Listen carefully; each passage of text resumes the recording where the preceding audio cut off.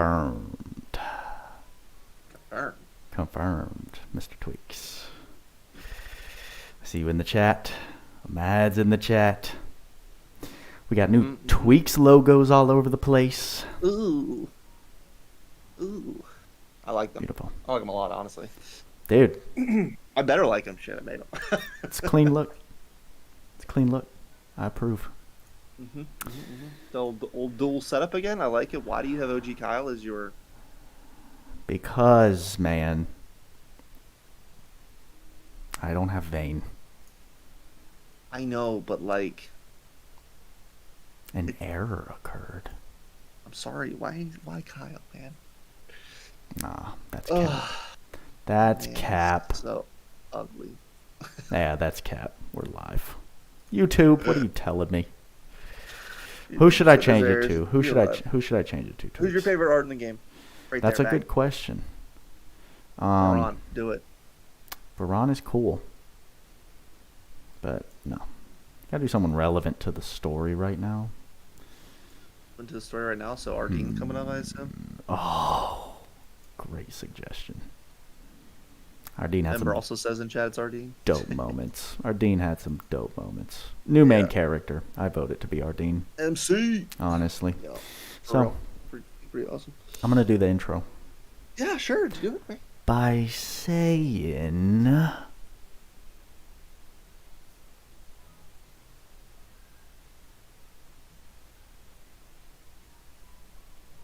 YouTube, what's going on? It's your boy Buddha, back in the building for another Power Creep podcast, where I'm joined by my co-host. We have Tweacz. What up, fellas? In the building, along with the Buddha gang. In the chat, what's going on, gang? Sorry that little pause happened. I was hitting the record button, waiting for that to actually activate. But, we got a new story update today, Tweacz. And we sure did. You and I were going back and forth about, like, is this part of the 3.5 year anniversary? I mean, the banner's still up, but you had some questions about that topic. I did, because, I mean, as much as we've seen in the past that the unit is linked to the anniversary itself, Vayne's not really part of the actual anniversary events.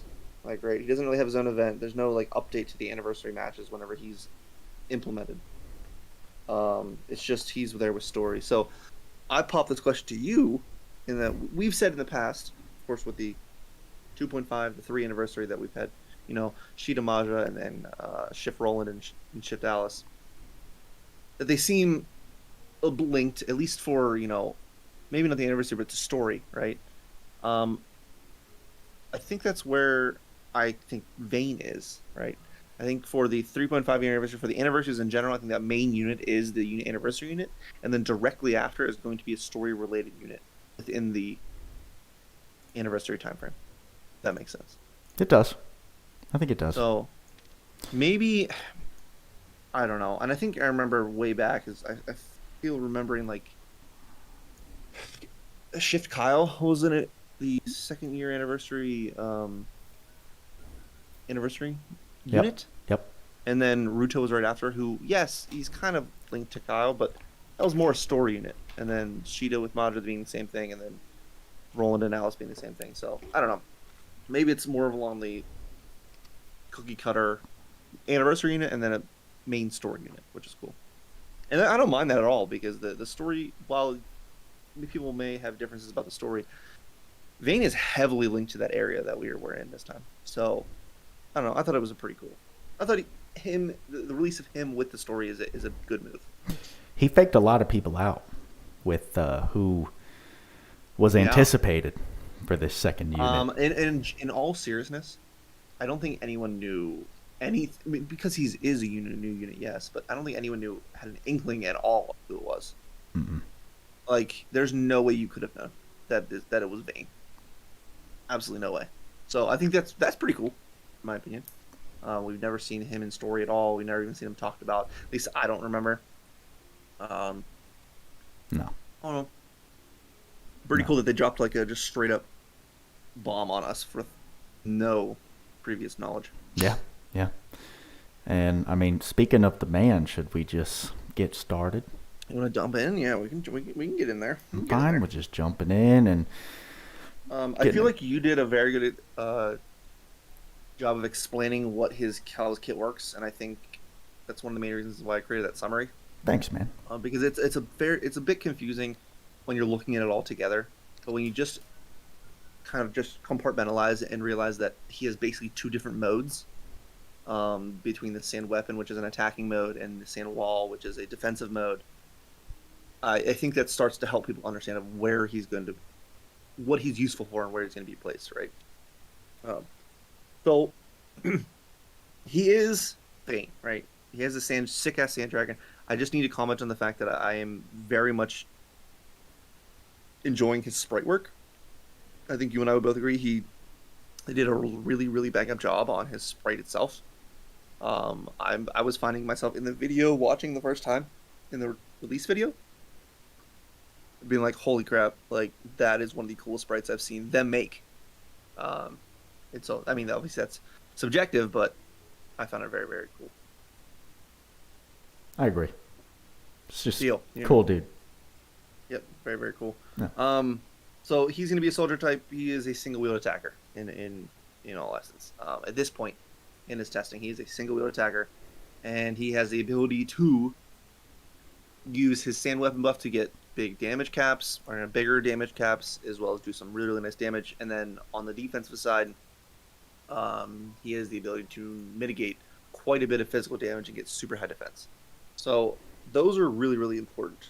Not really important, but like you need to have an understanding of the distinction between the two modes, right? You cannot essentially go in and start spamming skills and expect his sand wall buff to activate. I'm just going to go over the traits real quick, because whenever you do use a skill, it automatically activates the sand weapon buff, which means it's going to totally nullify the sand wall buff, which is his defensive mode. So if you want to be running constant sand wall buff, you need to be not using skills, or not using a single wielding unit using skills. And why I mean that is, we have not tested this and if it's effective at all, but in order to make sure you're not switching from sand wall to sand weapon automatically, you can unequip a weapon if you feel like it, or use dual wield if you feel like. I don't think using dual wield is reasonable at all, but you can, to not activate the sand wall or the sand weapon. I just feel like his defensive mode is just not easily accessible, or not able to be forced, right? I don't know. I guess I'm getting probably a little bit ahead of myself, but he feels just like an offensive unit that can maybe transfer to defensive under the right scenario in a normal gameplay. And then if you want to cast his innate spell to jump to sand wall, if you're preparing for a defensive attack, a huge defensive attack against you, you can do that. But it doesn't feel like sand wall is going to be did that often if you're using him as a physical DPS in a damage scenario where you probably is the most useful for most people, is doing damage. Yeah. So I like the idea overall. It's just all right. Anyways, so the abilities, which I think are really cool. I mean, here's the thing: with a unit, most units don't always have 3 very usable skills. His all have different mechanics, and they're all actually very usable in their own right. Like, there's no what we kind of showcase with Adel and with other units in the past is that out of all the 3 skills, there's usually one that's just way better than the rest. That we hyper focus on and we use in content the most. Right? His S1, his S2, and his S3 are all interesting mechanics and interesting skills, and they're all very, very usable, which again is not normal. Desert Fang, frontal, long range, earth combo attack. This is a non-line of sight spamming skill that just slides across the screen and pierces. This is very, very close to Lagrange's S1 Mia's S1, or not Mia's, Mei's S1, Edward's S1. Like, it's just a very thin, piercing projectile, essentially. His is a very small hitbox, so it's even smaller than Legrand's. And Legrand's actually has his blades that he throws out are actually, not that small of AoE, but this is a very small AoE. It's almost like a single target snipe, which I don't hate. It's just I wish it was a little wider. That's all. But yeah, definitely not his main DPS skill by any means. But the Sand Eater is interesting for his S2 because, as it says, medium area Earth attack around unit followed by a targeted mid-range wide area Earth combo attack. What it does not tell you is that it does have a small suck to it. And I think I would love to show that in battle, but it's 11 hits from range, 13 hits if you're up close, and it has a small suck, like a small centering aspect. We call suck like a centering aspect to it, like crowd control. If you're in the first seat in a story battle and you've used the S2, which I know many of you probably have, you'll see the enemies get ripped into the middle. And it's not a huge AoE. The suck is not huge. It's just a small suck. Which I like. Having utility in their skills as a physical DPS who's going to put some nice damage out. I like it. Dragonclad, mid-range, wide area, earth combo attack.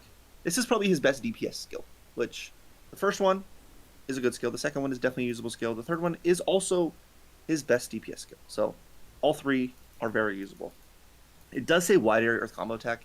You know what's interesting about this one is that yes, it's wide area, and the animation is wide, but it feels like the hitbox is not as wide as that, which I'm not that big of a fan of. Usually we have skills that are like maybe hit wider than the skill itself, like a little bit. I don't know. I just feel like they beefed up the animation. The animation's sick, absolutely awesome for S3, no doubt about it. It's just the hitbox of the skill itself is not that wide. It reminds me of like Megiddo from Demon Lord Rimro, which we thought would be bigger. Again, all these jokes. Sorry. But the animation's sick. One of the best skill animations I've seen in a very long time, and it is his best DPS skill, so you get to enjoy it quite a bit. All three very, very usable skills. Eldest Cage, completely AoE, map wide, 42 hit special. He has like no special boosts in his kit, like special damage cap boosts, like at all. So if you're going to be using him for his special, like you're just not going to get the damage out of it that you would the biggest special nukers in the game, like not even close. So yes, it's cool, it's usable, it's just not going to be doing that ton of damage. And I like the animation. It's just there's a lot of flashing. I don't really know what's going on half the time, in all honesty. But yes, let's go back over to trait 1 and trait 2, because I know I explained a little bit about the sand weapon buff, or sand wall buff. You explained in your video about it, and I think that's probably a good understanding of where we're going from there. Because when you do activate a skill and you are using a single weapon, he gets some pretty nice buffs on his sand weapon. He gets earth physical damage plus 60%, damage cut plus 25,000. But without that, you're not going to have any single wheel damage if you're on sand wall, just FYI.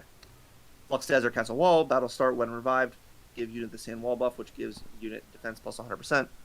Sure, during sand wall buff, physical damage taken by 30% during sand weapon buff when taking physical attacks / specials, chance for unit to get sand wall buff. We don't know the chance of that last part to transfer the stone wall buff as we're taking physical and special attacks.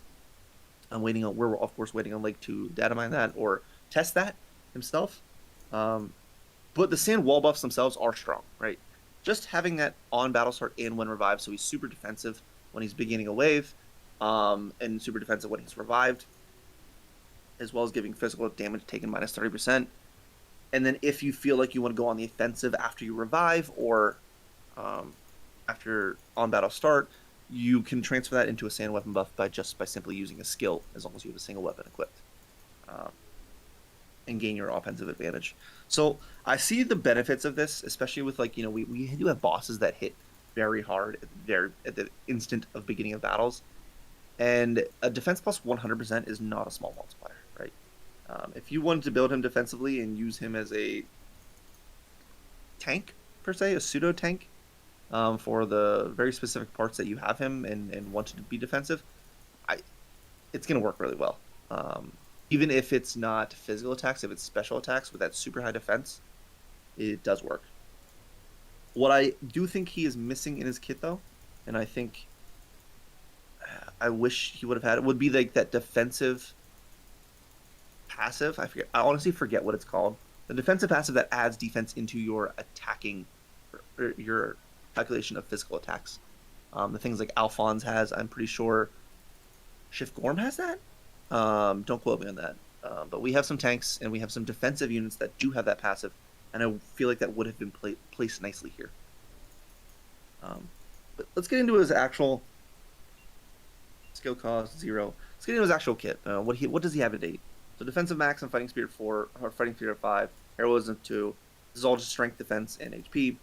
Critical up 3, which gives us crit rate plus 8%. Of course, this is going to be useful if you stack Prod Force on him and gives him some healing. Guard and heal guard. There's not a huge emphasis on the guard in this kit. So if you wanted to use him as a tank and pretty much nullify his offensive prowess, you could stack a lot of the other guard stuff in him and make him very, very, very, very tanky. I have not yet, and I have not tested his defensive abilities outside of like the battles where I know he's going to be taking physical damage and seeing him nuke and not get nuked even close. Those are some interesting battles, but I just have not used him as a full-on tank yet. So keep that in mind. Sandstep, boost movement speed, chance to evade physical attacks, sure. That's another 10% chance to evade, and plus 1 movement speed. Human Buster. And I know you talked about this in your video. Human Buster is cool. Basically, Human Slayer is very, very usable for a lot of units. And this is, of course, for most people, this screams PvP. And I get it. We have a ton of human units in the game, and a lot of them are very good at very prevalent in PvP. So, yes, at this point, Human Buster is good for that. What I don't see that much use of yet is the Buster part, right? The specials that we have, for his special specifically, even if I was capping the whole thing, and it would be easier capping against humans, it's just not a ton of damage. I feel like he's one of those units where he's better off keeping the special gauge full to gain other benefits. And what I mean by that is we do have on the UR something like Shield Force that will give him an extra 20% defense or 30% defense at max skill gauge, this max special gauge, which is a very useful thing. I just don't think him having a Buster is going to be game breaking at all. Anti-type shield, anti-type effect damage taken minus 10%. Sure, he does not have any protection against Slayers at this point, so he is Soldier, and he's going to get absolutely not destroyed, but not having that mitigation like other units do have. He's just going to get... Soldier Slayer is just very common. Human Slayers, especially in places like Arena, where you have some of the most potent attackers in the game, a lot of them do have effects against humans. He is going to take a ton of damage. This mitigates it a tiny bit, but not a ton. Auto Haste, of course, that's pretty standard on most units nowadays. Now we get into his Earth attack races, essentially. So for his Earth High Drive, of course, is physical attack and special damage plus 30%. Earth Mega Drive, the same thing, but plus another 2,000 cap. Earth Attack Race 3, which is 30% all Earth attack damage, and then plus 2,000 cap. Stone Enhance, Earth attack damage plus 10%, physical damage taken minus 15%. He is like all in on higher defense, but also physical damage mitigation, which is cool. I think his physical damage mitigation, even if he is only in the sand weapon buff, is still very good. Like, he is he's a very bruisery unit, and I think a lot of people have come across that and have seen that. He's not maybe the most easy, or not the easiest unit to get capping for high damage, but in the meantime of while he's taking that damage, he will mitigate quite a bit and dish it out himself. I did skip over Stone Armor, obviously continues Stone Wall effect to unit, so mitigating all that extra thunder damage against him. He is an Earth unit, of course. Earth Critical Raise, Earth Attack, plus 5% for Earth attacks, and then Critical Bot plus 50%, sure. Maglion Shield, I like to see, taking from range, because all three of his skills are technically from range. Both his S1 is super long range, his S2 is mid range, his S3 is mid range. So he'll have, if he's attacking an enemies, he will take less damage from range just at base, as long as the enemy is not up in his face. So I like that on him. Favorite sword, of course. And I think a lot of people are probably confused, especially newer players are confused why it's called favorite sword. But this does affect every single wield weapon. Like, you could throw a single wielding staff on there and get this boost. It's not specific to sword.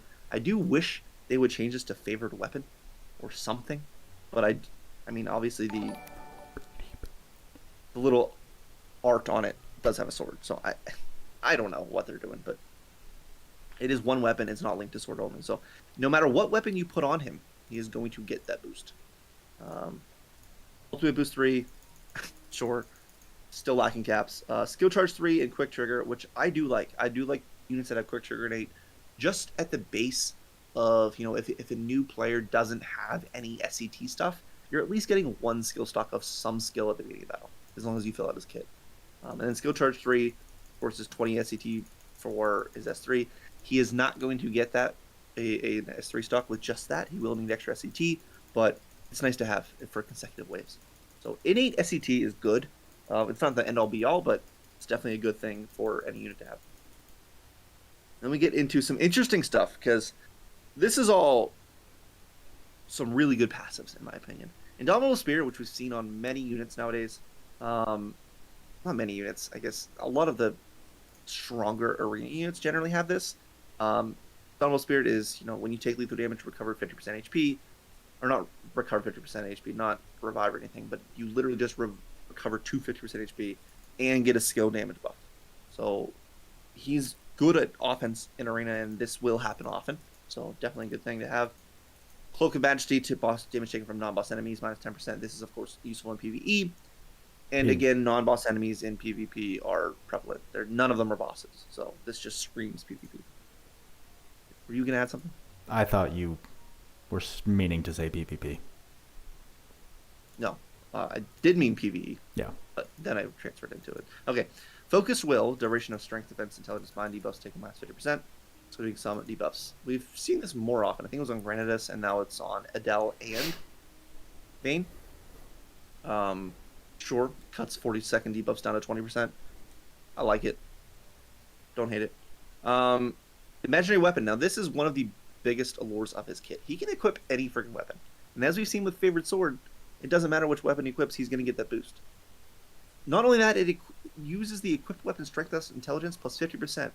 In one of my favorite builds, I'm using that cerulean axe, which is like 454 strength. That turns it into 681 strength at max, just with base. Pretty nutty. Strength. Like, that's crazy. So good for him for having this. This is one of the main draws of why people like Sheeta, is because he can literally equip anything. And I think they should do this with more units. I mean, quality of life wise, you don't have to equip any of the like sword, axe equip. It's not like he's just a fist unit. You have to equip a bunch of shit on him. No, he just has an imaginary weapon, which is funny to me because he's not actually wielding a weapon, and it's just thinking about he's actually using an imaginary weapon instead. I don't know, just makes me laugh. But yeah, that's a really, really good passive, and again, I wish we would see this on more units. Sovereign Vestiture, weapon and armor equipped, skill damage plus 5,000, special damage cap plus 10,000, SCT recovery speed plus 10%. Now, I've seen this issue with a lot of people who maybe, and honestly, rightly so, misinterpret this. Weapon and armor equipped. This armor, when it says armor equipped, means the armor slot. So it doesn't have to be an armor equipment or, armor piece that's equipped to him. With that said, he can't equip armors innately. So, like the actual armor equipment. Which was funny because people were like, why the heck does he have this if he can't equip armors? And this was the same thing with Virgil when we went over Virgil back in the DMC club. He had armor HP plus, and we're like, well, he can't equip armor, so what the... I think they really, really need to break it down and call it a different thing. Well, it's confusing the shit out of people. It is called something different in JP.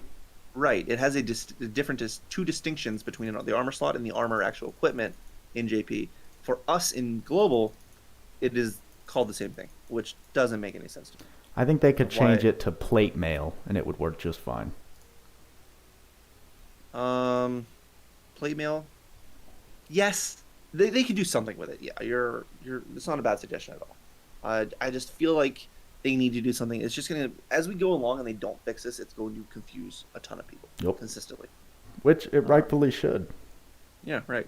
But if you do are a single wielding weapon and you are using something in the armor slot, skill damage plus 5,000, special damage cap plus 9,000. Like, that's fine. Perfectly fine with me. A good skill, and probably how I will be using him anyways, just single wielding weapons. Sandstorm Gale, sand weapon buff active. Basically, he gets a repellent, a negative lore stack, or a positive lore stack, depending on if he's a tank or an offensive attacker. What are you gonna do? It's pretty self-explanatory. Quick Sand Explosion, sand weapon buff. This is a really good passive, in my opinion. Just because he has sand weapon buff active, mostly because of that defense piercing at the end. It just innate defense piercing, and because he just gets super high strength when he has sand weapon buff active. Generally, damage calculations are based on relative strength versus defensive enemies for physical attacks. So that helps him cap quite a little bit better than what he normally would without pretty much any boost in his kit for offensive.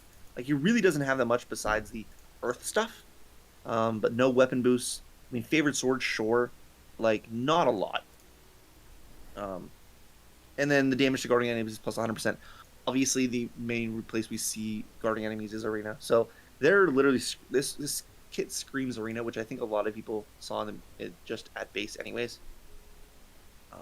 Quicksand Surge. This is based on his Sandwall buff. Chance to resist flinch from physical attacks, and when an air unit is airborne, physical special damage taken minus 40%. I will say this does seem pretty often when he's using Sandwall. That he won't flinch from physical attacks. It reminds me of the auto to gravity boots from Marin and Merity. The problem with that is that if you're going to be utilizing that easily, you're most likely going to be an offensive attacker. And the unfortunate part about being an offensive attacker with this is that his Sandwall buff won't be active if you're using skills. So that flinch from physical attacks, if you're attacking, doesn't really matter, which is the main place of where it would be useful, right? I think the Sandwall buff will be good for, maybe casting spells during getting hit while Sand buff is active.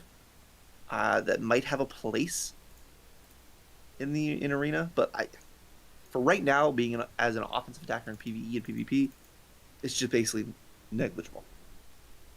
But when the unit is airborne, physical special damage taken minus 40%. If the unit is popped up while they're getting hit, while the Sandwall buff is active, yes, he'll take 40% less damage from physical and special damage. Okay, cool. Sand Puppet, when HP is 0, auto revive and restore half HP. Once per wave, when revived, give unit protection effect. It's kind of interesting because getting a free revive is always good, in my opinion. And then he does have that stacking with Indomitable Spirit. So Indomitable... Not stacking, right? So let's say he's at full HP, he gets nuked down to 0 HP, he survives a lethal hit with Indomitable Spirit, basically recovers 50% HP, he has to get hit all the way back down again, and then if he dies, he'll be able to be revived to 50% HP. It's pretty nice. Very nice. Obviously, this is not something that's crazy, but having a free revive, I like it. Then the protection effect, sure.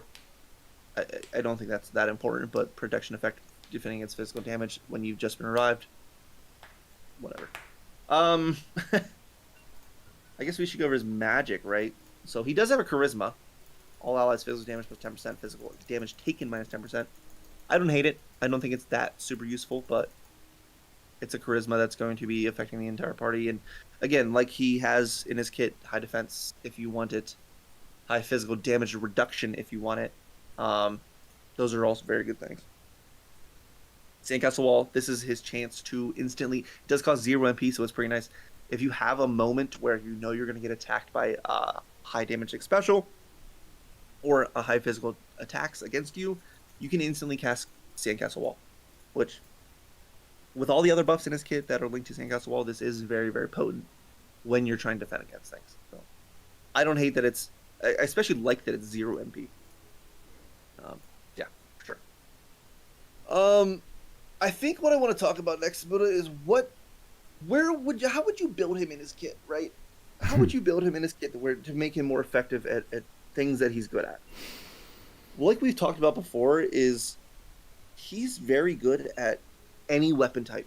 So most of your main decision is what weapon type should you put on him?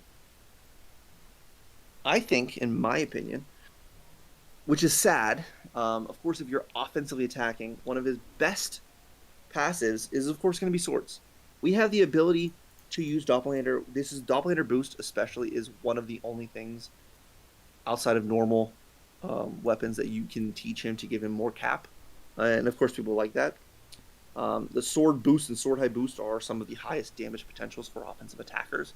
So, yes, you do play Sword Cloudia. But there are other options, and I think they should be noted.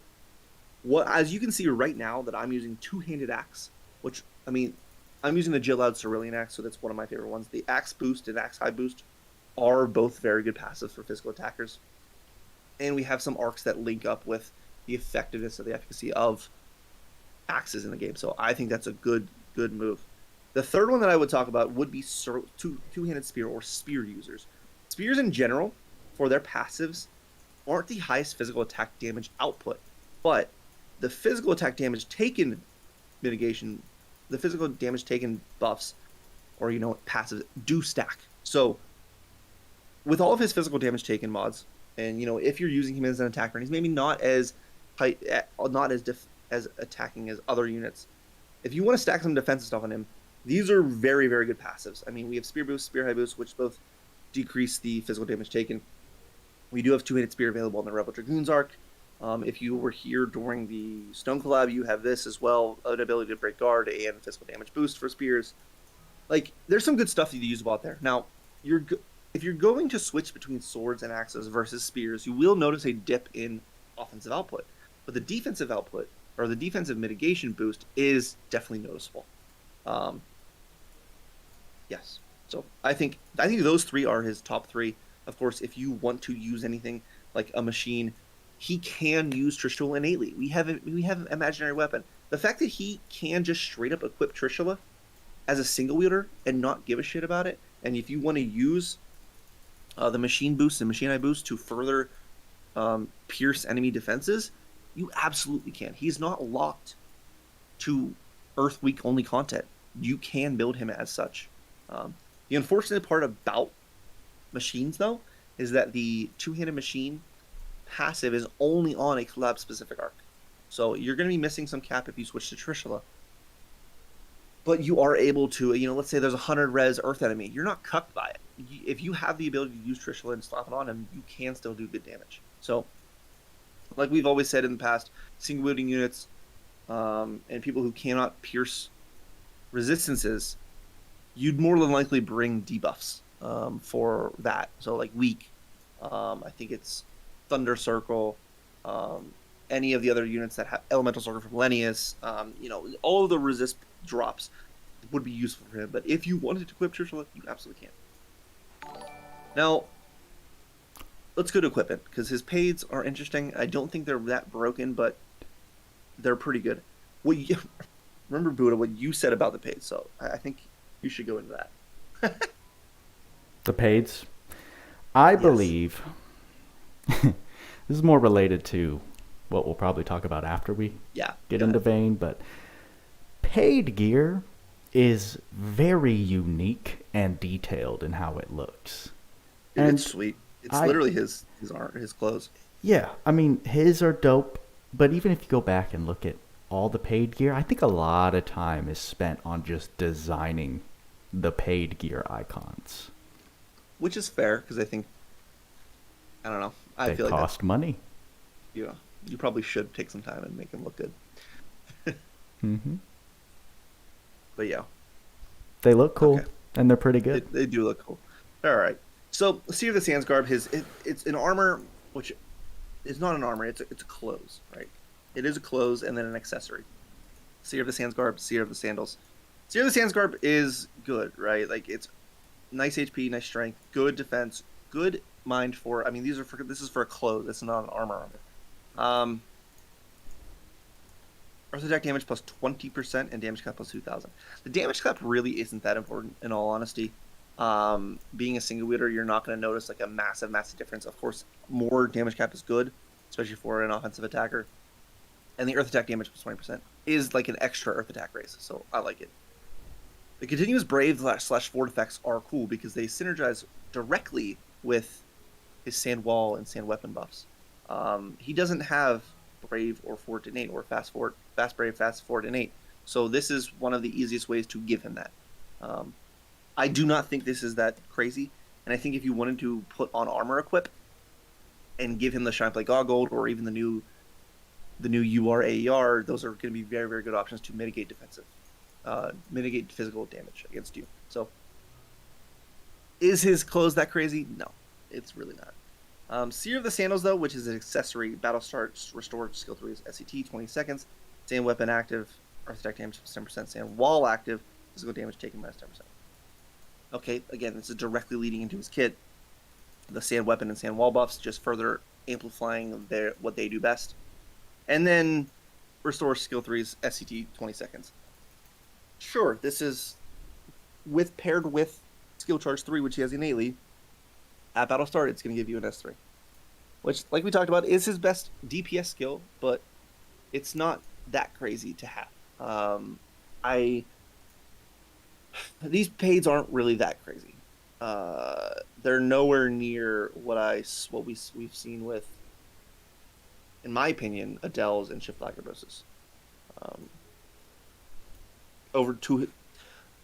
don't know. They don't amplify his effectiveness that much. Yeah. What are you gonna do? Not that excited about them. They're useful, sure. If you want to grab them, sure. If you love the unit, sure. Just know that they're not OP. But what I talked about before, weapons wise, Snorlax Gillette is something that I equipped on him mainly because I really, really like the weapon itself, and it gives an absolute shitload of strength for him. For spears, I think I would love to do this. So let's do axes, spears, and swords. And we'll do machines just in case. My favorites are usually the go-to ones. So, the Divine Beast Parker Spear. This one's really good on him just because it does have a chance of piercing again, as well as piercing the attribute resistance and strength plus 15%.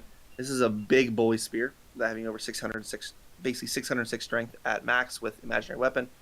God Sword of Kusanagi. Again, you see all these strength numbers and you just multiply by 1.5, which is just ridiculous for a passive boost to his kit.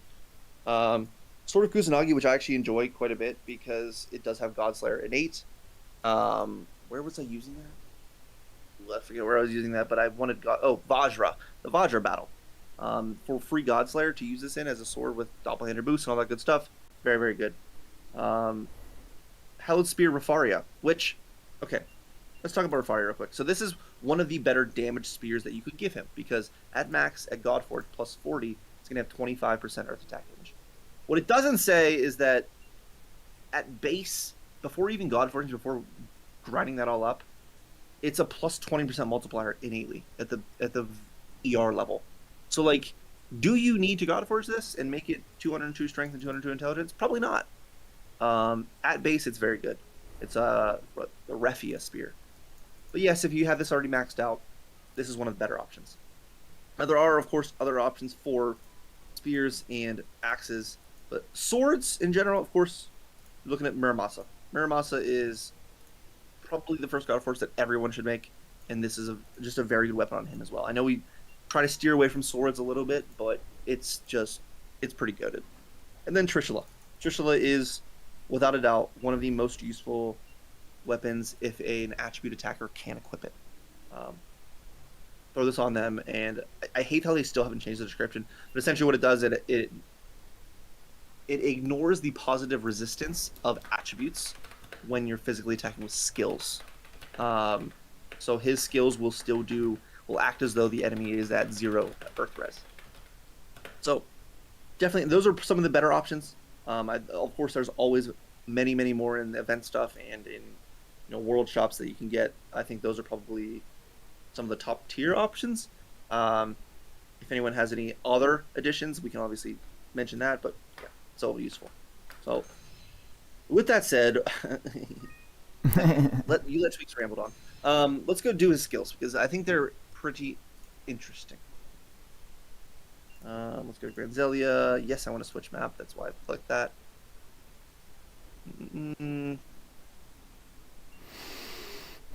I'm trying to go through with this sponsored summon session that BD Bandit threw at us. But is that what your screen's like? I couldn't. I didn't want to ask. But, I'm getting an error I have never seen before. Interesting. Yeah. Yeah, I'll show you guys exactly what's happening.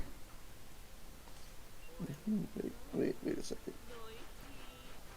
Connecting to purchase server. Okay, so the reason I am using this battle is because I want to show his S2 off a little bit. So I'm going to do his S1 real quick. Or maybe not. We'll do that next battle. So you see how they're in the center? And this is about as far as it will reach. If I hit this center unit, this S1 will rip all of them into the same spot. So I'm going to use Sand Eater S2 here. You see how they're all grouped up now? Yep. Which is, again, very good. If you're in the spot 1 of your party and lining up directly across, it's nice. And then we're going to kill them all with S3. Which is the sickest animation. Honestly. That dragon is so cool. Sand dragon is so cool. So we're going to show the S2 real quick. Because I think some things need to be said. It's very small. So I'm going to target this top one first. And you'll see it doesn't hit anyone else. Bang. Doesn't hit anyone else. I would have expected a little bit to hit the middle one, but no. Do this one right here. Again, very fast. If we go for the back one, of course, it'll pierce through and hit both of these. But, like, nothing crazy. So we're going to use S2 and rip them all in. And then kill them all. I love the combination of S2 into an S3. Especially for a little bit higher HP enemies. Maybe wave battles. It's not insane, but it's very good. Remember, for 6 months, Mike. Whoo! Oh, damn. Dude's a goat. Yeah, that's awesome. Like I said, S2 and S3. I honestly just want to see the S3 again. Yes, the more I get to see S3s, cool. Is the better. Yeah, it's just a just dope the dragon skill. going up from the bottom and just crushing. Again, that looks like a super big AoE, but it's really not. Let me just try to showcase that a little bit. So we have these. So the back enemies, if it's a really big AoE, it will probably hit them. But let's see who it's hitting and who it's not. It didn't. It barely touched the top one, didn't really touch the bottom one, and didn't really touch the back one. So, like, okay, it hit them at the end. It hit them on the drop, but the first 80% of the skill, it did not hit. I think for a long time now, I have not liked how much there's a variance in their wide area skills. Yeah, they're not very specific. Their wide area skills that term is used extremely loosely. It is very. I totally agree. Yeah. But he looks like a fun dude. He is very fun, and I think he's a lot better in places where, for farming especially, I think we'll get into that in a bit, but him farming Vajra in spot 1 is very nice. Very, very a nice quality of life for wave clearing, as well as being a very effective unit there. Yeah. Cool. And I've looked for another unit to do that for. Adel's I cool. guess I can. Oh, we should go over his regular text. So his regular text, I'm gonna go back over to Fighting Theria. His regular attacks are interesting because they're not melee. They are actually ranged, which is cool. I'm actually gonna do this so I can show his special. They're ranged. Which is not totally ranged, they're like mid-range. Alright, so this is... So it has 4 hits. Pretty sure it pierces just a little bit. Let me just... Come here. Yeah, it does pierce. It pierce. It reminds you of a shift Alice's, or the newest Alice, where it has a small pierce behind it. Yeah. Cool. Cool. It's not melee though. Just mid range. So, but if I go all the way over here, which I can't because I don't have a tank. If I try to hit them right now, he's gonna run over just a little bit. Ooh, maybe not this one. Maybe not this far. Come on, man. Dude, this is why I hate auto sometimes. But regardless, it's not completely line of sight. It's mid range, or completely non line of sight. You have to be in a certain radius around the enemy to actually hit. So, whatever. Yeah. Let's do his special real quick because obviously people want to see it. I don't think it's that crazy. It's just a special. Now, what you need to know here is that if he has the sand wall buff up, which he will at the beginning of battle. Let's say I want to use Grey War Ruin. Let's say I want to use a special right away. If you do want damage on a special, I would suggest, in order to get the strength plus 100% buff, is to instantly use a spell or a skill and then use a special. Because right now we have the sand wall buff up, which doesn't really give him any boost. But if we do this, and then we use it, now he has the sand weapon buff, or yes, strength 100 plus 100% instead. See, it's up there. Very nice. It's all right. Yeah, it's not crazy damage. It's really just not. No. So, yeah. Fun unit. Why don't we go over the arc before we jump into maybe a little Godforge, if you're down? Yeah, of course. Alright. So, always down for a podcast Godforge session. Can be session. switching between two different modes, essentially. I have found much more value in his offensive prowess than not. Should I, before I go over the arc, should I just throw him in arena real quick and see what he does? Yeah, if you've got him built a little bit. Got him built a little bit. Not nearly enough, but we're looking for a non-tank team, essentially, non-turtle team. His S3 is. I'm just gonna auto this and let his. Of course, Lagerbus is gonna steal the show, so I just want you to watch his S1. How fast it is. Yeah, not bad. Sometimes it feels like he hits before the shield comes up, but yeah, I hate that shield, but I understand why it's there. We'll do another one. It's just funny seeing, because I have been built for crit damage. It's funny seeing those 60k caps on arena. But it's not that. It's not like you're hitting it on everyone. You're hitting it on the weak enemies, essentially. Sure, we'll do one more, and then we'll jump over to the UARC. Just a fun unit. Fun unit. Yeah, good old shift Lagerbos.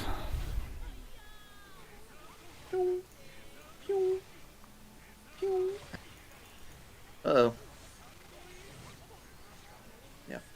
Yeah, it's just kind of a shift Lagerbos showcase, but still. So gross. He's pretty fun.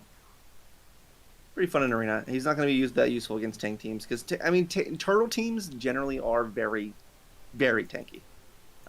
Even if he has that 100% guarding damage against, you're probably going to need to break the guard before you're going to do some super good damage. So, yeah, let's take my winnings. Let's go. All right, on to the UARC, sir. Let's do it. Our first Earth Attack Razor. Right. Earth Cap. That's literally one of the main draws of this. It is finally we got an Earth damage cap plus 3,000, which we didn't have. Master of Sands, very cool art. Honestly, I haven't read the lore of this yet, but like, yeah, almost looks like a tower. Almost looks like a Tower of Sauron with this thing. Yeah, which is super cool. Yeah, it is. Cool. Passives, of course, it is a defensive arc in general, so it's going to be very, very high defense stat, which I like to see with a very high HP. Anything over 3,000 is high. Anything over 400 defense is very high, so you like to see it. But for the passives, damage taken minus 10%, which is just flat out all damage, and then takes 20% less damage as well from thunder and no attribute. So yeah, that's a lot of damage mitigation if you're running against thunder and no attribute attackers. Useful in arena? Probably. But not like, the craziest crazy. When taking damage, boost strength / defense max plus 25% resets each wave. So yes, when you're taking damage, you will gain strength and defense. This is on a gradual basis. This is not just like you get attacked once and you get to 25%. This is at max. So I don't know the rate of this going up. I assume it's like 0.1% per hit. Or like, generally probably a percentage based off your HP. We'll have to see when like data mines that. But yes, it does give 3,000 earth attack damage cap. Is it that useful nowadays for that type of thing? I mean, that's one of the only things I use Kagetsuchi now for. That's one of the only things I use Solaris for. So sure, is it usable? Absolutely. Is it necessary for a single unit to get 3,000 cap without double hits? Not really. It's not going to make a huge difference, but the defensive aspect is nice. Along with that defensive aspect of the passive, the learnables. The learnables are very defensive. Of course, Drive is not, but we have defense up 4, which isn't that common. Defense plus 12%. Then we have Shield Force, which is probably one of my favorite things about this arc. When special gauge is full, defense plus 30%. I have always been looking for defensive passives when a special gauge is full. We've had in the past, we've had Power Counter, which raises strength, Reinforce, which raises intelligence, and Demon's Throne, which raises long range attacks at special gauge full. This is our first defensive one, which I think for people who, especially for a unit like Vayne, who is not really, I wouldn't suggest using his special like we talked about before from big damage. If you just want to let it sit there and put Shield Force on him and let him get an extra 30% damage, especially if you have the sand wall buff up, that's some big news. So I really like this passive. I don't think that's chaseable at all, but if you do get it while you're, maybe pulling for Vayne, cool. Extra attack shield, 4 SC for this. Damage taken from extra attacks in the second hit of dual wield type skills minus 30%. This was on Shift Roland when he first released. Is it that crazy? Not really, because let's say if you're getting hit by an Icy Guardian proc Pursuit, it's dropping that 50% Pursuit down to 35%, which is still a lot of damage, and it doesn't nullify it. It is damage mitigation, though. And the second hit of dual wield type skills. So if an enemy is attacking with dual wield, or again, in arena mostly, dual wield type skills getting hit by. Of course, we do have a lot of single wield attackers nowadays, like Shift Lagarbos, like Vayne himself. Maybe this won't be that effective, but yes, it's still a thing. Dual wield is still very, very OP, so it does help some bit. Boulder Sentry, though, I'm a big fan of this. Why? Because I personally love using units with Dusk. Boosting Fort, using the Fort spell on them, using Dusk, having super high defenses for damage mitigation, especially for tanks. So Boulder Sentry further at max HP gives 15% less physical attack damage against when the MP is full. So for 5 SC, for 15% damage mitigation for physical attacks, I like it a lot. Shield Force, Attack Shield, Boulder Sentry, for sure the breadwinners of this arc, in my opinion. Earth Attack Raise 2, okay, this was pretty... We kind of knew this was coming. It was either Earth Attack Raise 2 or Earth Mega Drive. One of the two was coming as the level 10 skill for 15 SC, and it just happened to be Earth Attack Raise 2. The Arc Ether... Actually, yeah, let's go to the Arc Ether reward. Sandmaster Armorous. Physical attack damage taken minus 20%. 310 defense, 450 HP. This is literally like your downgraded version of the Shineplate Goggle, but it is very good. So this being an armor, again, I would have to compare it to the best armor in the game, which is, I think, unequivocally Shineplate Goggle, which is a 8-star Godforged material. But this is an AER that doesn't necessarily get that high, but it's pretty nasty.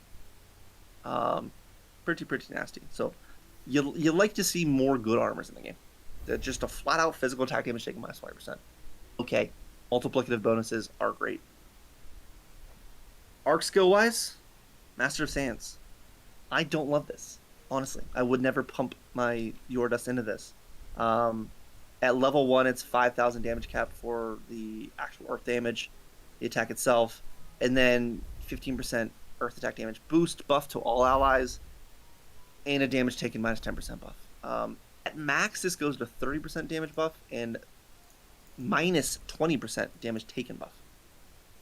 That's 9 UR dust pumped into that to get a very minimal boost. So if you do get this, dude, just leave it at level 1. There are way more arcs, way more URs to pump UR dust into. This is not one of them. Yeah. Not one of them at all. But passive, listen, most people in this game do not need high defense stuff. And as a UR arc that gives a bunch of, learnables, I think the learnables are very good. I think the Architect Award is good if you don't have Shine Like Goggle yet. As an equipable arc, defensively, it is pretty good, especially in niche scenarios where you want to mitigate against thunder. No attribute, sure. In my relative mind of where this fits into all the other URs, it is definitely not as useful as Holy War. Holy War is fantastic for a defensive arc. And Prefects, which is arc skill, does some damage mitigation if you use it against, bosses who are going to put out some damage. I don't think it's as useful as that. Prefects also has a very good offensive part to it. So I don't think this is one of the better URs. I think this is along the lines of, and I hate to say it, like Amaterasu. Arguably one of the worst UR arcs, especially for the overall arc effectiveness and how you would use it in the game. I don't see myself using this very often. I'd say it's mostly relevant for using a cap boost, just like Kagetsuchi and Solaris.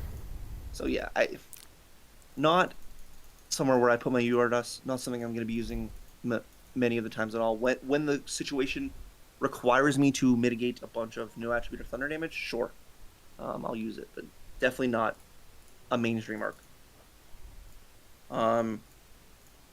Corona wants me to use the arc skill. I can absolutely do that because the animation, that is probably one of the coolest things about it, is the animation itself. I think that's not something you should pull for, but yeah, let's do it. Let it play out. But are you getting ready for Godforge? I've been God forging. No, I'm saying in general, like. What you mean? When we do this. Yeah. Okay, arc skill time. Whoa. Neat. There's pillars start coming up. Cool. I like it. And that's it. You see the towers, all-seeing eye. Cool. Cool stuff. And we go back. And as you can tell, I don't know if you guys caught that before I quit out. Buff is an all damage buff, which does not stack with other things that are the same buff icon. So the arc skill is usable, but it's, again, M Theory as S2 is a better buff than that. Just saying. Let's see.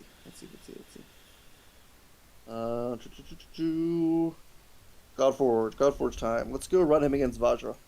How about that? You ready? You don't gotta say it like that.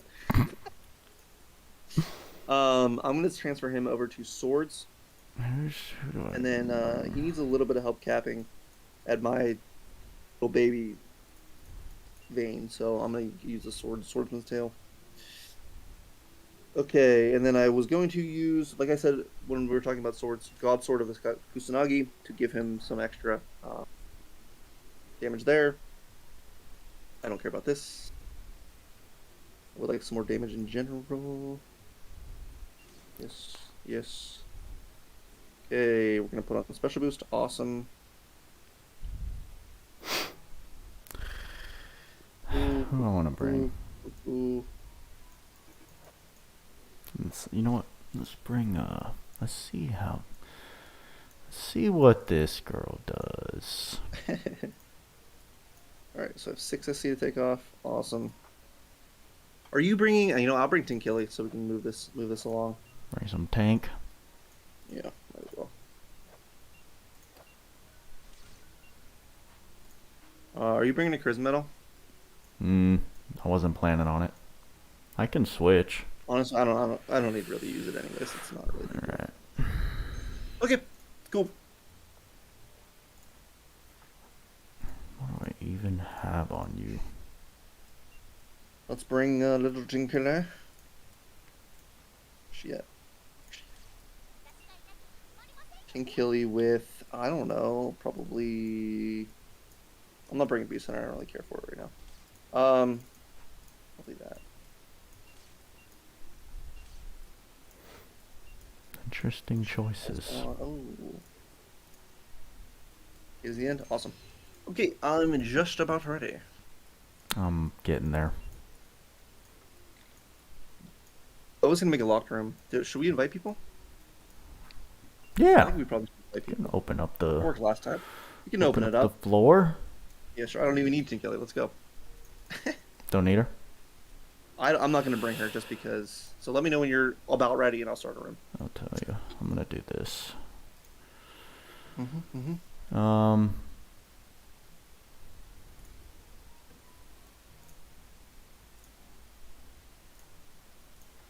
Yeah. See how this goes. You bring in Leona? Bring in Leona. Yeah, she'll do some damage. We're gonna see how she does. Alright. Let's do it. Yep, locked. I'm gonna put in a code so you can see it before everyone else. You know? I can. Yeah, we're Gucci. If I have trouble capping, we can swap to this puppy.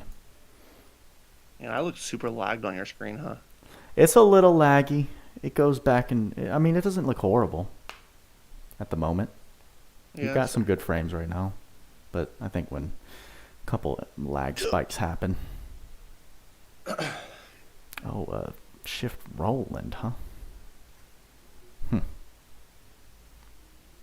And an Adel.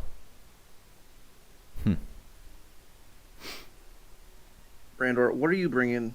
Oh, no. What is this? Corona's got the right idea. Why are we bringing Roland to a battle that... Yeah, it's a little tough. Why are we bringing Roland, Brandor? That's a little tough.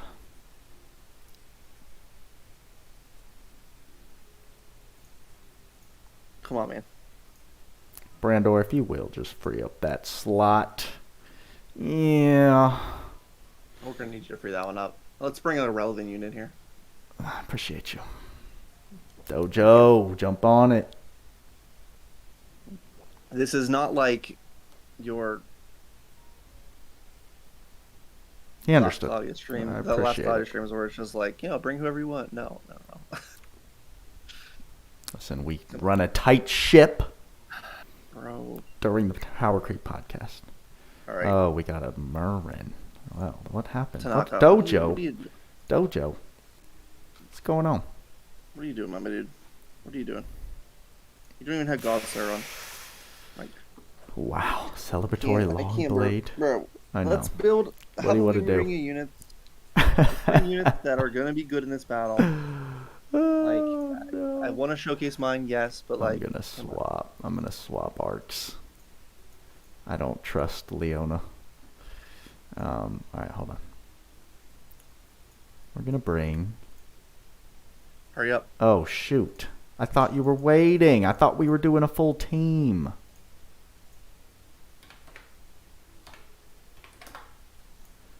Oh, boy. The pressure. Okay. We made it. Dojo was in here and left, so if he doesn't get in this one, then that's too bad. There we go. Okay. Dojo's bringing a mage without Sandworm? We'll see. No, there it is. Okay. There it is. Goodness gracious. What a sloppy multiplayer run on our end. Yeah. What's going on, man? Hmm. Oh, Levi. That's right. Levi's a fun one. I forget What? about Levi. Levi's good in this, yeah. Yeah, of course. Mm-hmm. I forget about him. Alright, hope the suck works. We're bringing Leona for the story continuity.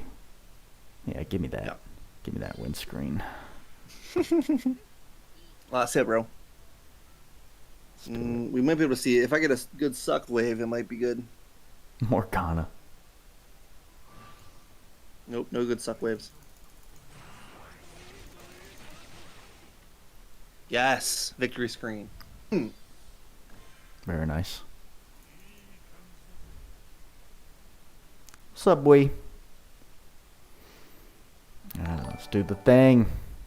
What do we got? Panda, welcome. Alright, I'm using all my S3s. Me too.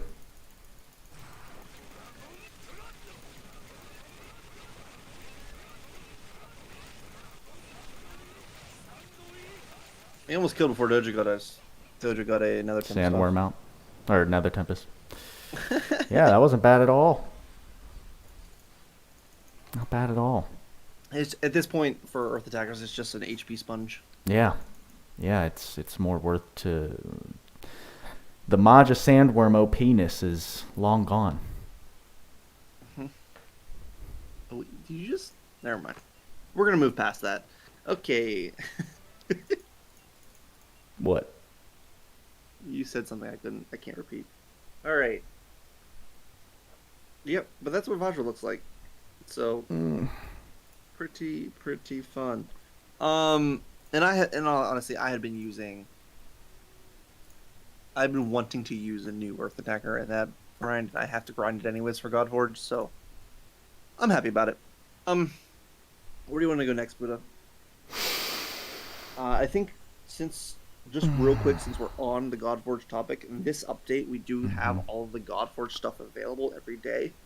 I think it's for a week. I don't think it's 2 weeks. I think it's for a week or 2 weeks. But all these have rare drops up, which means the highest tier materials, like the main ones that you need for Godforge, is... Did you listen to what you said? Yeah. Are going to have higher drops. So it's not going to be a crazy amount of drops, and I think it's only based on... It's not based... Your stealing doesn't actually get a boost, but the multiplayer drops for sure get a boost, as well as your base drops get a boost. So definitely useful to do the highest tiers right now.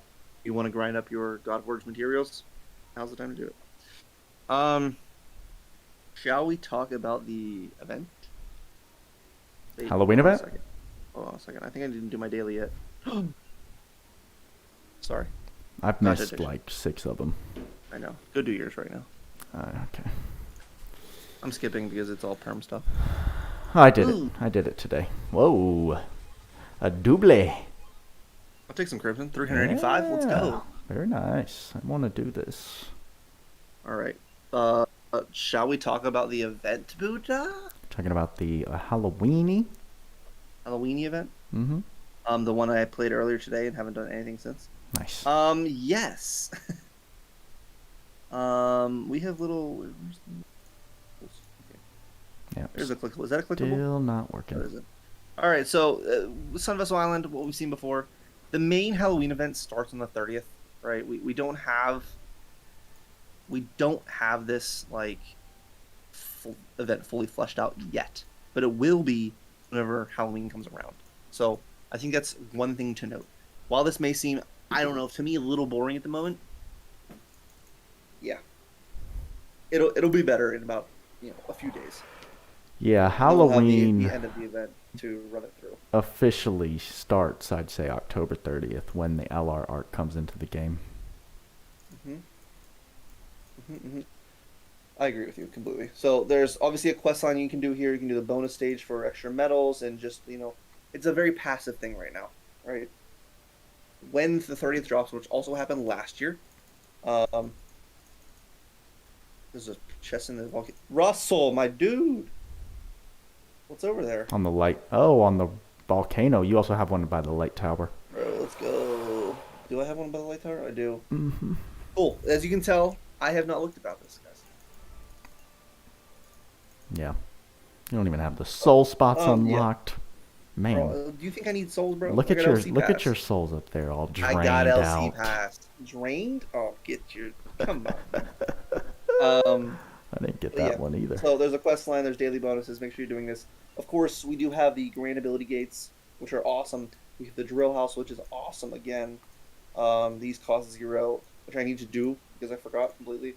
That's going to be your easiest way to level up your Vayne or whoever you just pulled. Super special soul accumulation every day gets you 50 souls if you run them solo. Mm-hmm. And the LB Tower, which of course is the goated for so many things. I'm probably going to be grinding this quite a bit to get my intermediate materials up from the limit breaker stuff. So definitely go farm that. I think we've talked about this many times. The drop rate on the higher tier materials is so good. It's like 30% as a boss. So definitely good to grind this. Honestly, with that said, this has the same drop rate for the higher tier materials as it does on the ultra LB fields. So keep that in mind. The ultra LB fields has the same exact drop rate, which is nuts. The ultra LB fields are guaranteed 9-star. Guaranteed. Yes, they are. I've gotten ones without. That's cat, bro. I don't know what to tell you, man. That's cat. It's not guaranteed. It just has a very high drop rate. Okay. Anyways, I can be proven wrong, but I'm very sure I did not. We'll wait till it comes back around. Yeah, sure. But yeah, so this is a very boring event at the moment, in my opinion. Of course, get your dailies done and all that good stuff. Now, the trading space is, of course, where you would spend your Halloween medals. Now, what is in there? Of course, I snagged the prism, so you're not going to see that. And then Halloween wand, which are pretty funny accessories. Magic attack, bird type enemies. That's kind of funny. Pumpkin hammer is physical attack damage to plane type enemies with plus 15%. Sure. We have Goddraw prism shards. We have prism soul shards, gotcha tickets. And then you have your jack-o'-lantern Banquet of Nether, which are the LR arcs for Halloween event in the last 2 years, which you can get for free, which is sweet. Just getting 2 arcs. They don't have any meta-breaking skills in them from what I remember, but there are just general more skills to have and things to add to your arsenal. So definitely snag those up. Lights, Ethereons, Mother Souls, Magic Tomes, and then your classic Mega Clusters and all that good stuff. Any of the materials that you would want to flush out a new unit and to build up their enhanced materials, this is where you get that stuff. Yeah, some easy stuff to get. Mission rewards, I don't think there's anything crazy in here right now. Not until we get probably part 2, or we're gonna get the Radiance front from him, which is worldly, and then probably some equipment maybe. I don't know. What's the event? Oh, damn. What's the event Vayne look like? Does he have stuff on him that we're gonna get in part 2? Yeah. Oh. No. No, he doesn't. He just has a Unified King Talons on him, which is funny because he's not really a claw user, but they put claws on him. Makes sense. Attack ups, crit ups, aim but Barlene. Who built this? Who built this? Anyways, that's kind of funny. Yeah, I don't expect any really good equipment because like Adel, they had that accessory on him that we expected to get. So we'll see what comes in part 2. Yeah. But I think the main point of this event is just again wait for Halloween to come out, and then we'll get some improved event. Yeah. You got some confirmation, by the way, so you were right. Listen, I'm not crazy, but no, listen. What else we got, Buddha? Story. Yeah. Obviously, no spoilers here. No, we ain't gonna talk about much. But let's talk about your. Yeah, if you want to see happiness with it. My happiness? Yeah. My unhappiness. Well, I mean, I was being a little sassy, but I see. Yes, short little story update. I'm just going to go to the area. I'm not going to show anything. But I think here's the issue. Expectations were set because you and I saw Barlene jump in chat and say this story update was going to be awesome. Right? Or something along those lines. Like, big things are coming or something. Someone go in the Discord, check the logs, see what Barlene said. But when those expectations are set, I'm thinking about those story updates like we got. Last update, like we got. Last update was so good, dude. Like we got during the 2nd anniversary, like we got when we got things like Vaz and those kinds of story updates are what I'm expecting when Barlene jumps in and spills those kinds of beans. I did not feel that from this story update. in the slightest. As you can see, the entirety of the new story was contained within this section. Mm-hmm. I'd say the biggest things were certain right characters that they introduced. Again, we're avoiding spoilers. So if you want to see all of that information, I obviously did my live stream where we played through the entirety of it earlier today. Mm-hmm. And yeah, we got some clarification on what certain units or what certain characters that we know of, what their kits are going to be, which is, I would say, the hypest thing. Yeah, the last battle was really cool. Yes. To just see just what can happen or what they have planned, right? Yeah. Because obviously with anything that comes into the game, you kind of look at, especially enemies, you're like, is that ever going to be a playable unit? Yeah. You're like, oh, if that's true, this is what that unit does. This is what it looks like, what they're doing. I mean, very cool, honestly. Yeah. I think one of the coolest parts, and I don't think it's spoiler at all, that the story unit that just got released, Vayne, this is basically his home area, which is cool. And his own lore is tied to this area very, very much. And I think that's really cool with how they did the update itself. And I will 100% agree with you. I felt the story was too short. I mean, dude, we were sitting in chat, and I did the entire story in like 40 minutes. Yeah, it didn't really like burst through it. That's just how long it took. I don't remember a story update this short myself, but I personally feel like the final boss was the coolest part about it, and maybe that's why people said it was so hype. Yeah. And they showed another. It wasn't crazy. They showed another character, which I don't think you watched any of the cutscenes. Skip that, but I'll go back because I'm a lore master. So we got an idea of the second unit as well, which I'm just gonna say because it's not really spoiler alert. They show Graffle, who's Leona's teacher, and they show kind of what her abilities are going to be. So that was pretty dope. But that's within the cutscenes, because obviously. Oh, Graffle's a chick? Oh, yeah.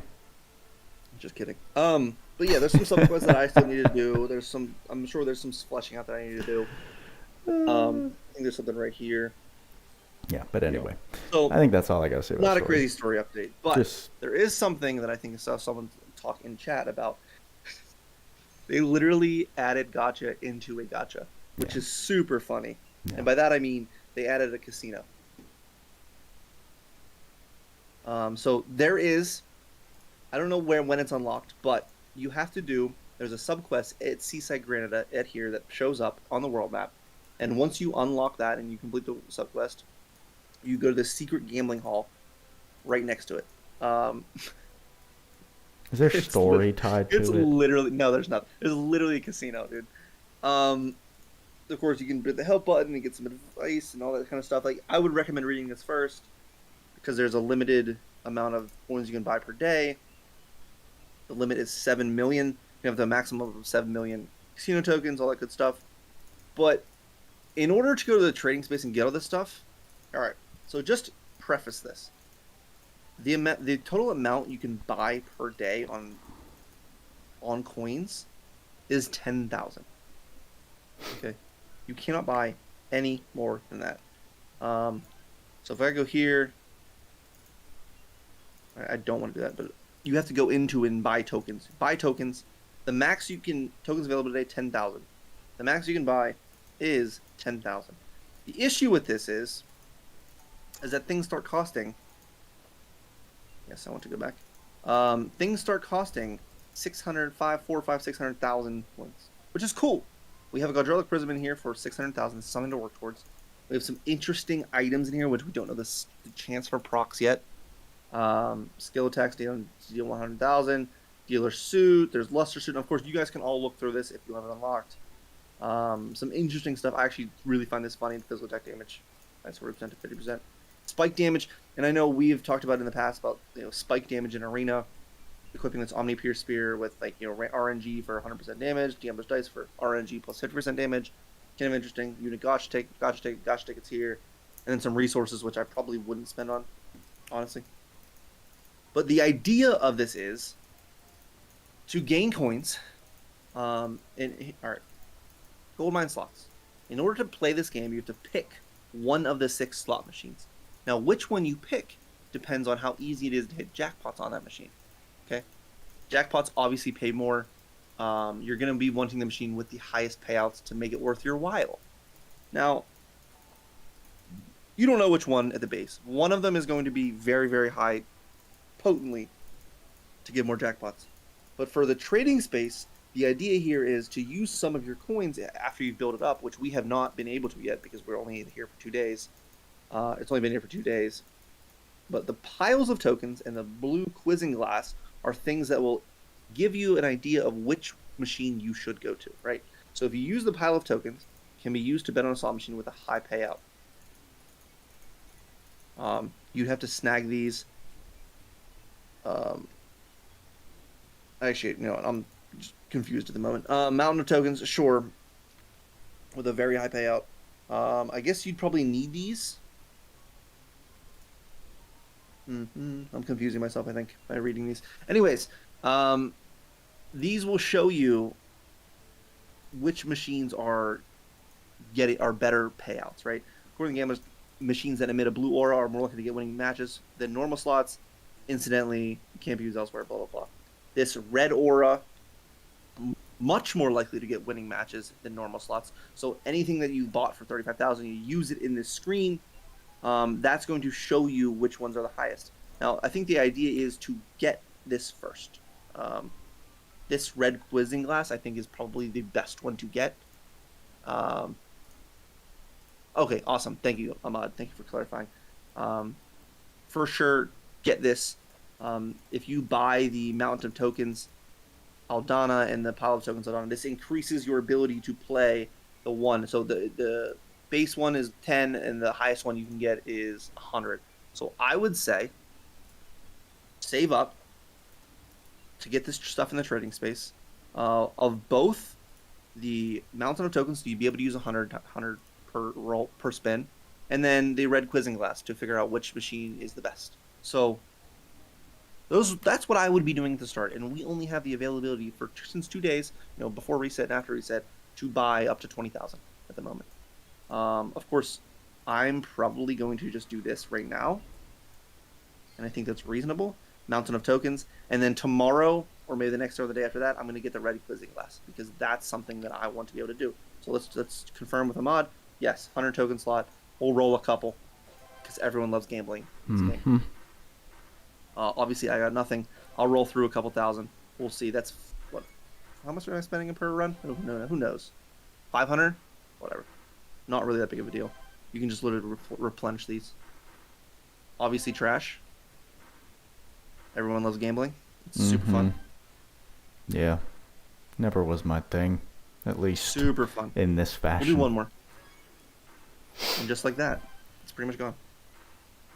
Fascinating. And this is why you get, because that literally paid nothing. This is why you get the red quizzing glass, because that's going to show us where to bet the best.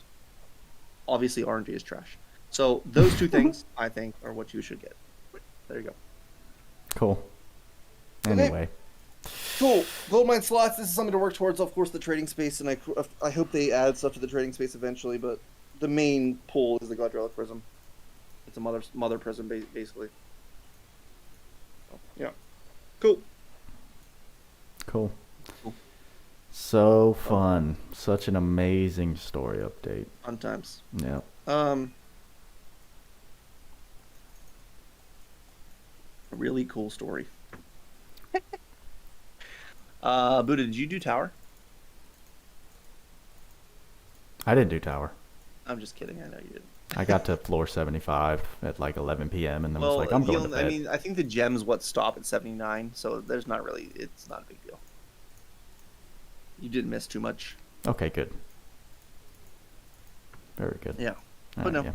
Yeah, I think the event, of course, we have the Halloween event, we have all this stuff, Trials of Summon Beasts, whatever. Godforge is probably the main thing that I'm going to focus on. We also have the special gear upgrade field at this point. If you're lacking your, weapon shards and all that kind of stuff, armor shards to upgrade stuff, this is a good place to go get it with Alchemilus. Sure, go do that. Other than that, there's not too much. Snag the stuff from the trading shops, play the event, and we wait for Halloween. Next week is also going to be the time trials. I mean, there's a lot of stuff coming. We just don't have it all right now. Yeah. So, a bit weird because we got a lot of stuff in that maintenance notice that is delayed either to the 30th, either to November 2nd, or even to... No, I think that's it. They just showed us stuff that's coming within the week. So, people were expecting, I think, a lot more than what we got. And it's because of those date specifications. But for sure. It's not the first time they've done it. So, we'll see if there's anything else. But do you want me to, I just thought about this. If you want me to scroll through, I think if people want to rewatch this and read the lore of Vayne and the Ark, I think that would be interesting. If that's okay. If you want, yeah. Do you care? If I just literally scroll mind. through it and let people pause by themselves, like literally just do that. No, I don't mind. I think it'd be a good idea if the Church of Lore podcast went through all of this, but I think they're doing Arc 1 stuff this week. We'll go there. But I'll try to get the good screenies so people can scroll. Okay. Nice. Oh, jeez, come on. What the? Okay, sorry, guys. My fault. Come on, Tweacz. This is your debut. This is a new segment. Debut, bro. This is my lore debut. Yeah, I figured it might be a good addition. Who knows? We'll see. See if people like it. So, anyway. I'm good if you're good. Lady Buddha wants my attention, so... Of course. You know how it goes. Okay, that's him. And then now we do the Ark. Okay, just 1 second, dude. Listen, you got 3 minutes. Start the timer. Yeah. Okay. I'm sorry I wasn't. These ones yet, but these are interesting. I'm sure it is. Go ahead. I was gonna say I'm sorry that the gacha or the shop is being stupid. I really did want to do the step up, but having some issues that I've never seen before. Tried restarting the game several times and to no luck. So, guess Steam doesn't want my money. Quite a shame. I'll probably. Why would you lie to the people and pocket the money and then not pull? That's messed up, dude. Why are you blowing my cover? Just kidding. No, I'll probably do a mini summon session video when it decides to work. But yeah. Beautiful. Amazing. Beautiful. So cool. This is good content right here. This is amazing. This is an amazing story update, Tweacz. BD Band is crying, dude. You literally made him cry. That's messed up. BD, I promise. It will pay off when technology decides to work for me. Okay, there's the UR in the unit. Enjoy. Yep. Enjoy the lore. If you like reading it, make sure you memorize everything because you will be quizzed later. Indeed. So yeah, I'm ready to hop off because I've been streaming all day, including. Bro, you had an early stream. You did fantasy stream, and now you're Yeah. doing a podcast stream. That's insane. Yeah, it's been about it's been a good almost 8 hours of streaming in my day. It's a full work day. That's awesome, dude. Just straight streaming. So it's been a fun time. Definitely be back starting Monday. Probably I don't know. Are you gonna post anything over the weekend that you got in mind? I might, if we feel like it. Who knows? Well, make sure you're subscribed over on Tweacz's channel so that you don't miss that. For anyone who's new here, like, subscribe, bell notifications. You guys know the drill. Thank you to my co-host Tweacz for always holding it down because Buddha is just a poor peon in the gacha world. That's okay. So, you're allowed to be. Good content. Yeah. Best content creator out there for Last Cloudia for sure. So appreciate you. And I think that's a good place to say thank you to you guys. Almost cut it off early for being here live. And hope you enjoyed this episode of the POWERCREEP podcast. Vayne, is he a must pull? The answer is no. Please save your crystals for the probable upcoming collab next month. So we'll see. Christmas. Save them, dude. Got a lot around the corner. But dragging this outro out enough. So with all that being said, y'all know what we say. Work hard, play hard. See ya in the next one.